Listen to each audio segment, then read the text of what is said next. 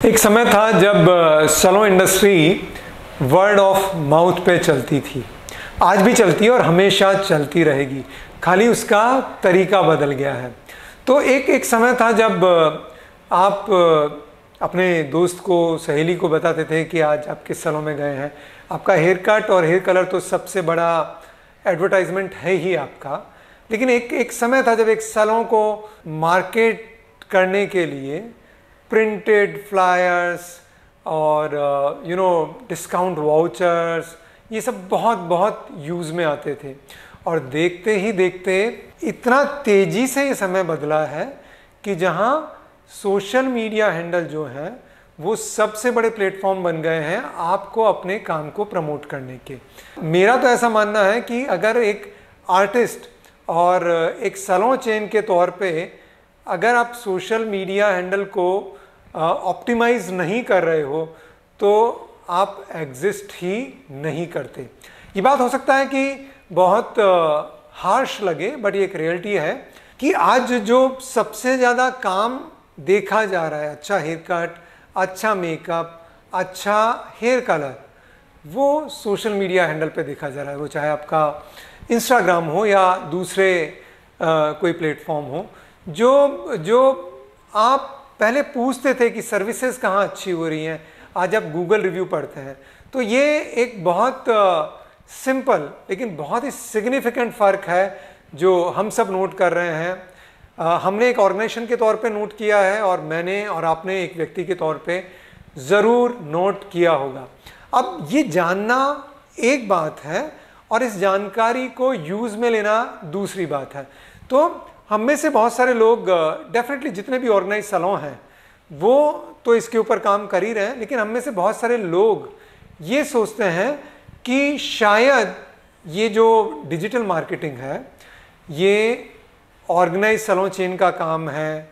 हम single salon owner हैं या छोटा पार्लर है या मैं तो खाली एक वन मैन टीम हूँ, मैं तो खाली एक हेयर स्टाइलिस्ट हूँ, मेकअप आर्टिस्ट हूँ, शायद ये मेरे लिए नहीं है। मैं इसमें एक विपरीत बात बोलूँगा, वो ये है कि एक सिंगल सैलून ओनर के तौर पे, एक पार्लर ओनर के तौर पे, एक इंडिविजुअल आर्टिस्ट के तौर पे, hair stylist, freelancer, makeup artist के तौर पे ये बहुत इजी है आपके लिए अपने काम को पहुंचाना और स्केल अप करना। बिकॉज ये दो चीज़ें हैं, एक कंटेंट क्रिएशन और कॉन्स्टेंटली उसको अप्रोप्रिएट मीडियम पे, अप्रोप्रिएट टाइम पे, अप्रोप्रिएट शोकेसिंग के साथ पहुंचाना और राइट टारगेट ग्रुप में। तो ये चीज़ें इतनी मुश्किल नहीं है या इतनी जटिल नहीं है, इतनी कॉम्प्लिकेटेड नहीं है। क्योंकि हमें एक्सपोजर नहीं है इसलिए हमें ये कॉम्प्लिकेटेड लगती हैं जो लोग इसको नहीं कर रहे। और जैसा कि मैंने ये बातचीत की शुरुआत में बोला, मैं तो यहाँ तक यकीन करता हूँ कि अगर आप सर्विस प्रोवाइडर हैं, अगर आप आर्टिस्ट हैं और हेयर स्टाइलिंग और मेकअप और ब्यूटी थेरेपी से जुड़े हुए हैं, तो शायद ये सबसे बड़ा मार्केटिंग टूल हो सकता है आपके करियर के लिए, आपके लिए। बहुत बेसिक बातें हैं और आपके जिस तरीके से आप काम कर रहे हैं उसी को आपको पहुंचाना होता है लोगों तक, और बिल्कुल भी जटिल नहीं है। इनफैक्ट अगर आप ये कुछ बेसिक पॉइंटर्स जान लें और इनको रेगुलरली फॉलो करें तो ये आपके लिए अपने आर्ट को एग्जीक्यूट करने जैसा ही हो जाता है। फिर भी आपको लगता है कि आपको इसको समझने की ज़रूरत है या थोड़ी कॉम्प्लेक्सिटी आपको अभी भी लगती है, तो we are always there to help you. We have got our courses on how to optimise yourself in terms of digital marketing. आप काम तो कर ही रहे हो, लेकिन जंगल में मोर नाचा किसने देखा? मोर नाच ही रहा है तो खुल के नाचे और पूरी दुनिया को दिखाए। आप ऐसा कर सकते हैं।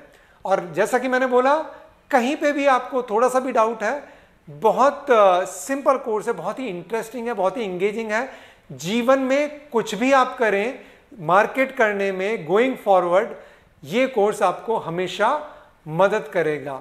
और अगर आपको कोर्स नहीं भी करना है तो माई 2 सेंट, मेरी जो छोटी सी एडवाइस वो ये है कि काम जो भी आप कर रहे हैं उसको जितना आपको समझ में आ रहा है उसको प्रमोट करना शुरू कीजिए, क्योंकि जो आप काम नहीं करते या किसी और का काम दिखा के कोई मतलब नहीं है। फाइनली वो काम आपको एग्जीक्यूट करना है और आपके जो भी आप काम कर रहे हो उसको भी चाहने वाले हैं, तो वो आप प्रमोट कीजिए। फिर देखिए कि आपके किस काम को ज़्यादा पसंद आ रहा है, ज़्यादा पसंद किया जा रहा है, किस मीडियम पे ज़्यादा पसंद किया जा रहा है, किस टाइम पे ज़्यादा पसंद किया जा रहा है। वो काम, वो टाइम, वो मीडियम को चुनिए और उसके बाद भी हम है ना